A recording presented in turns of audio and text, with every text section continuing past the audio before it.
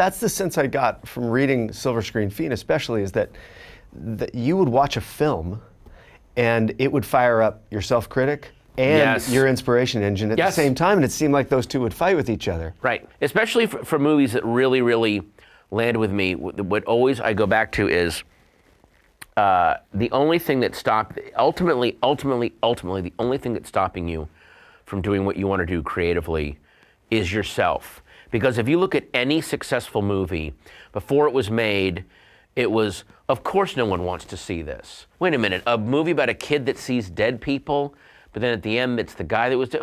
No one wants, come on. Of course no one. So people have to just ignore all that stuff and just go, no, I'm going to shoot this. This is what I want. I want this, you know. I mean, the Pixar's whole thing started out with it's a movie about toys that are secretly alive and have, what? No.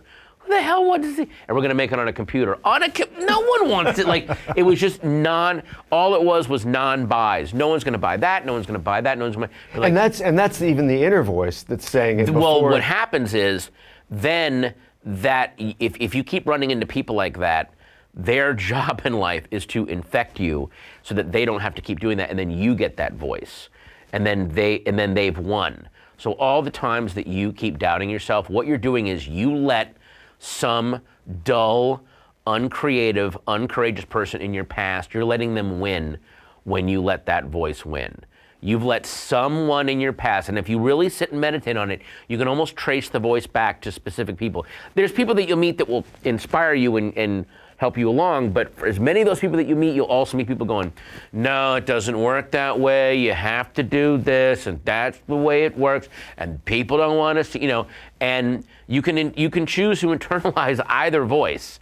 And sometimes you don't get to control which voice wins on which day. If you wake up hungover or sick, or, you know, and you get, then the negative voice will start to win. They're like, oh my God, he's down, he feels like crap, we got him, let's run with it a little bit, you know? So you've got to find ways to keep yourself, I think, healthy mentally and physically, to give a better playing field for the positive voices rather than the negative voice. And again, the other thing too, that's also very seductive, all the negative voices, all the negative people that you meet do not think that they are negative, uncreative people. They think they are helping you. Right. They are doing it out of a genuine sense of concern and care.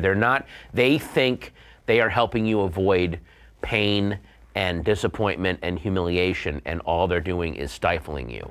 I've run into club owners that were genuinely amazing in terms of moving along, and I've run into club owners where it was like, if you want to fail in comedy, follow this person's advice to the letter. It was astounding.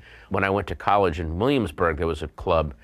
He didn't even give this advice to me, and he wasn't even the club owner. He was like the club owner's husband or something.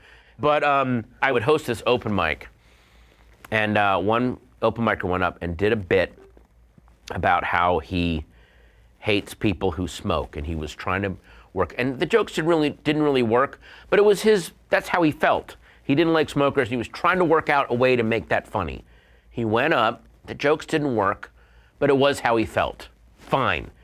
He comes off stage, and I overhear the owner's husband like takes him aside, like I'm being because he got to like lord over all these comedians. He was just this nudge. And I heard him saying to this kid, he was like, look, the popular thing right now in comedy is that people hate non-smokers. They think that they're annoying and lectury. And what you need to start doing as a comedian is you need to figure out how the audience feels and do jokes that they already agree with. So basically what he was saying was, however you feel shouldn't matter. You should figure out ahead of time what the audience likes and dislikes and just do your stuff. And it was like, it was almost like, it's like I almost feel like, not that I hate that term, the universe put me here to do the, but it did feel like I overheard that moment for a specific reason to go, you have just literally seen this is the apex of how to fail, and you're hearing it like this is failure personified, and you're hearing this for a reason. Hey folks, thanks for watching. If you like what you just saw, then why not subscribe? Click right here for lots more off camera. And if you want to see the hour-long version of these conversations, I'm going to give you the secret link. Here it is, offcamera.com. Check it out.